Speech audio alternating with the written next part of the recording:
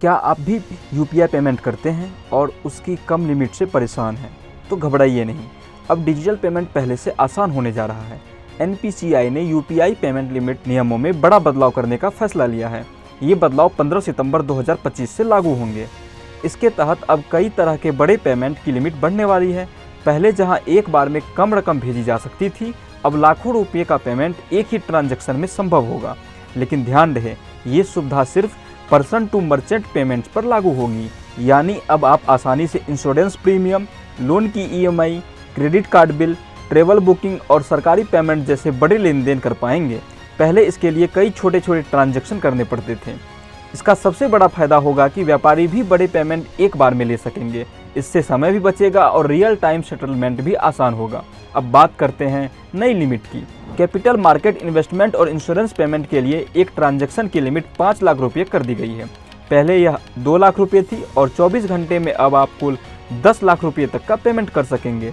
Credit card bill के लिए एक बार में 5 लाख रुपये का पेमेंट हो सकेगा, लेकिन रोजाना की लिमिट 6 लाख रुपये होगी।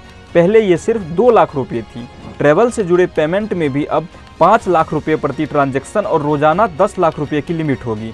पहले यह सिर्फ 1 लाख रुपये थी। सरकारी ई मार्केट प्लेस पर भी बड़ा बदलाव हुआ है, जैसे अर्नेस्ट मनी डिपॉजिट और टैक्स पेमेंट। इसके लिए एक ट्रांजैक्शन की लिमिट 1 लाख से बढ़ाकर 5 लाख रुपये कर दी गई है। रोजाना की लिमिट यहाँ भी 10 लाख रुपये होगी। बैंकिंग सर्विस में भी कुछ बदलाव किए गए हैं। टर्म डिपॉजिट डिजिटल तरीके से अब 5 लाख रुपये तक खोला जा सकेगा। पहले यह सीमा 2 लाख रुपये थी। भारत बिल पेमेंट सिस्टम यानी बीबीपीएस के जरिए विदेशी रिटेल पेमेंट की लिमिट भी अब 5 लाख रुपये होगी। ज्वेलरी खरीदने के लिए लिमिट 1 लाख से बढ़ाकर 2 लाख रुपये कर दी गई है। रोजाना की लिमिट यहाँ 6 लाख रुपये रखी गई है। लोन और ईएमआई पेमेंट के लिए अब एक बार में 5 लाख रुपये और रोजाना 10 लाख रुपये तक का पेमेंट संभव होगा। कुल मिलाकर कहा जाए तो इन बदलावों से अब लोगों की लिमिट की झंझट खत्म होगी।